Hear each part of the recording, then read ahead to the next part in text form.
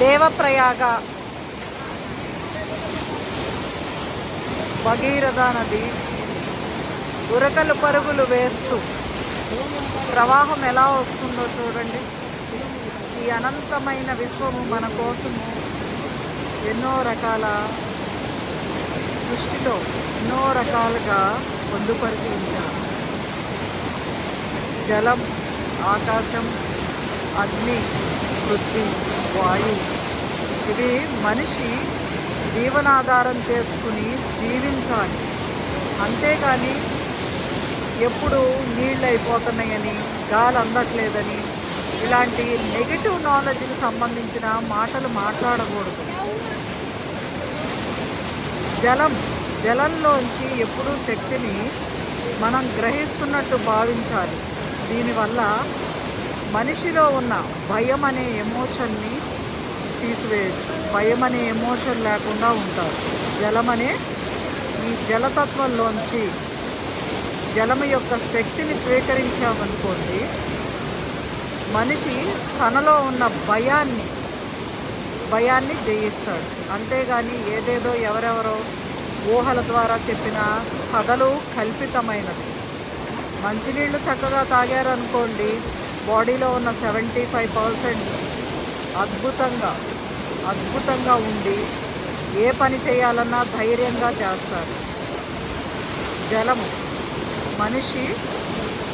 మనిషిలో ఉన్న భయాన్ని పోగొడుతుంది. ఇది భగీరథ నది, ఇటువైపు అలకనందా నది. స్మూత్గా వస్తున్నట్టు కనపడుతుంది కానీ చాలా ఫోర్స్గా ఉంది. స్మూత్గా వస్తున్నట్టు కనపడుతుంది కానీ చాలా ఫోర్స్గా ఉంది. ఈ రెండు నదులు మీరు గమనిస్తే మధ్యలో కలుస్తాయి. అక్కడ చిన్న చిన్న సుడిగుండాలు ఏర్పడతాయి.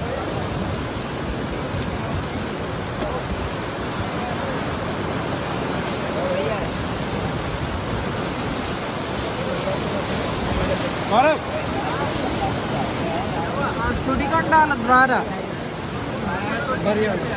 ఆ నది, అలకనందా నది, భగీరథ నది రెండు కలిసి గంగా నదిలాగా ప్రవహిస్తాయి. గంగోత్రి నుంచి వస్తుంది భగీరథ నది. బాగా జాగ్రత్తగా గమనిస్తే రెండు నదులు కలుస్తున్నట్టు మీకు కనపడుతుంది. దీనినే దేవప్రయాగ అంటారు. బద్రీనాథ్ సినిమాలో చూపించారు.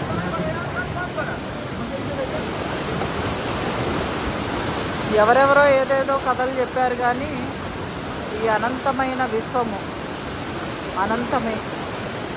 విశ్వంలో ఉన్న విశ్వశక్తిని ప్రతి మనిషి దర్శించాలి. అలాగే ప్రతి మనిషి తనలో ఉన్న పరమాత్మని దర్శించాలి. ఎవరికి వారు వారిని అర్థం చేసుకుని గమనించాలి. అదిగోండి మధ్యలో సుడిగుండం చూడండి, ఎంత అద్భుతం చూడండి. ఈ జలము మానవాళికి ఉపయోగపడాలి అని ఈ అనంతమైన విశ్వము పరమాత్మ మనకి ఇచ్చారు. ఎందుకు మనం ఏం చేస్తున్నాం? సముద్రాల్లోనూ, చెరువుల్లోనూ, నదుల్లోనూ కలుషితం చేస్తున్నాం. వాటర్ బాటిల్ విసిరేసేస్తున్నాము, లేస్ ప్యాకెట్లు విసిరేసేస్తున్నాము. ఎంత డ్యామేజ్ చేయాలో అంత డ్యామేజ్ చేస్తున్నాం. అక్కడ ఒక డస్ట్బిన్ ఉంటుంది, దాంట్లో పడేయాలి అనే విజ్ఞతనే కోల్పోతున్నాం. ఎంతసేపు యుగాంతం అవ్వాలి? ఎందుకు మనకు అలాంటి మాటలు? ఎప్పుడూ విశ్వమునకు, పరమాత్మకు కృతజ్ఞతను తెలిపితే మనకెక్కడ ఏది తక్కువ చేస్తారు చెప్పండి? ఏది తక్కువ చేయరు. మనకి కృతజ్ఞత తెలపడమే తెలియక మనం ఈ బాధలు, కష్టాలు అనుభవిస్తున్నాం. థ్యాంక్ యూ అండి.